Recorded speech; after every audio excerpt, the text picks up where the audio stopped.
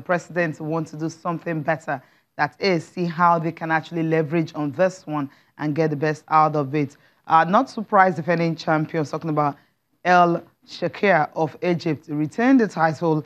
And of course, it was a good one for him, them defeating GAR of Ghana 3-0. And the match was a good one. And it was at the Abuja National Stadium. And at the end of the day, Egypt won, but in the ladies' final, also played at that same hockey pitch at the National Stadium. Telkom of Kenya beat GRA ladies of Ghana 2-0, and they also won. Ghana, of course, Kenya winning that one. It's good to know that the Ghanaians actually got to the finals in both male and female, but then they just couldn't win anyone. Losing out. Yeah, I see what you're saying. But what I'm saying is, both for the men's and the women's event, the Nigerian sides didn't make it that far. Instead, we had Ghana making it to the finals of both events, even though they ended up not winning. But it's still good. It shows you where the level of hockey is in that country, and it just tells you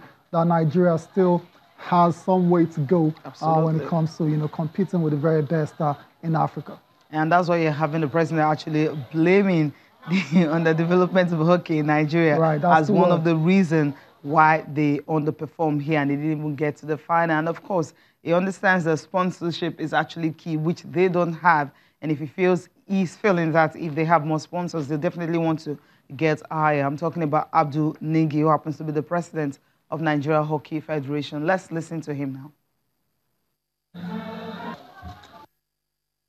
We are trying to disengage the older players because we have seen flashes of brilliance from the younger people. Secondly, and most importantly, all the teams that arrived in Abuja from East African countries are actually sponsored by private initiatives, private sponsorship. All the teams that are represented in Nigeria actually sponsored by state. Unfortunately, some of the teams that are here who participated and played came on their own. State could not even dish out even one penny, one dime. Kaduna team came and spent all the time. Nothing comes from Kaduna State government. And they have been winners for almost 2-3 years.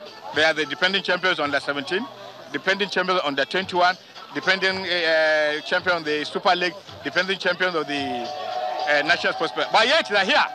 But nobody has given them any damn. And you could see there is no motivation. All that we needed to do is to ask state governments in particular, hey, these are opportunities for you to take the youngsters off the street and create a kind of promise for them, a kind of future. And I'm not in any way disturbed that we didn't make it to the podium. Well, he's not disturbed by that, but I think he's pained by it. Just listening to him, he feels the pains knowing that, okay, if there's development and there's so much more added to hockey, maybe Nigeria could have or would have at least, progressed. Semi-finals could have been a step, but then they just came in and... They came up short. They came up short. Didn't get to the podium. Not first, second, or third down. It's a bit of a shame, but... aging players. No motivation. No motivation. We'll see. We saw it at the National Sport Festival. We saw how they actually perform. If they have a league and they have a sponsor, at international level, African continental level, they should be able to, pull their weight. Cut it out. All right. Captain. Manually based, fine. Welcome back. Okay.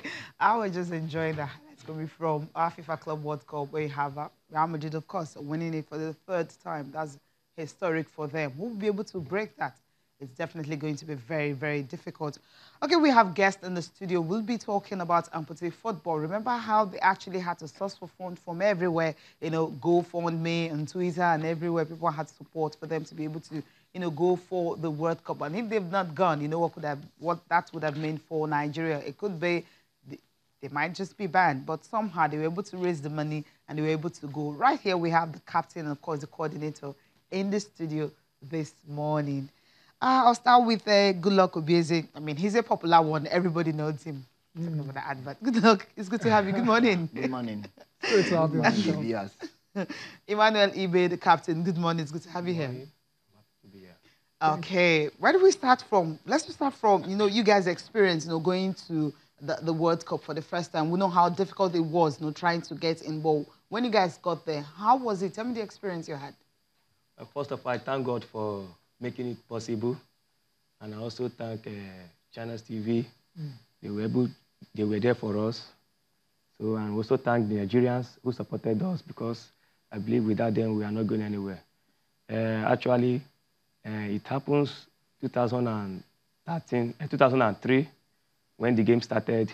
So we are the founder of this game, and we have suffered a lot on it, and we are not able to go anywhere. But we thank God for 2018. Yeah. God promoted us and made it possible. So being in Mexico in 2018 for the World Championship is a world surprise to us, and it makes us to see more future of the game.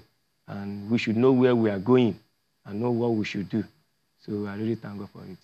Okay. Let me come to you. Good luck. I mean, we were always chatting, on WhatsApp and everything, the phone calls, telling us update, the accident you guys had on your way to Abuja, Then finally, you were able to make it, down to Mexico. What was your experience like?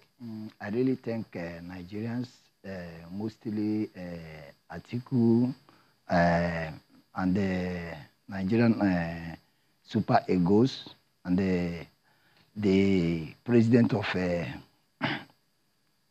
Nigerian Football Federation. Okay. Yes, I thank them and all the media stations that they are the brain behind everything. They make things possible for us, and they make things very easy for us. They announce, they just pick us up, tell people about us, expose us all over the world. I really thank them. So it was very great that our dreams come true. Since 2003, we have got the opportunity 3 times, and it was lost. And finally, 2018, the fourth one, we got it. So I really appreciate Mr. Fred that have already 2 weeks to go to the World Cup. Right. He made it possible for us, raise money from far and near, calling people, finally we got to Mexico. It was very, very big blow and explosion to we Nigerians. And all the whole world, they are waiting for us. They say they have been hearing Nigerian amputee football for almost 16 years. Right. Even the president of World Body said if we snap picture with him, he's very happy. He said we should keep the ball rolling. That is the information he gives to us, that we should not wait behind. You know that everything that is going on in all the whole world concerning sports, that we should have the passion over this game, not passion or selfish interest of ourselves, so that people are coming behind. We have interest in this game. Right. Interesting. From everything you've said now, you've gone on to thank a lot of people that made the trip happen for you guys. So obviously, funding is a major problem for your body in Nigeria. Apart from funding, what other challenges are there you want to tell us about? Yeah, actually, there's a lot of challenges that we are facing in amputee football generally. And the problem there is Mr. Feisheto Are, who is the technical director in amputee football. When we found this game in 2003, we called him to be our coordinator then. But now... So is that a body? That's the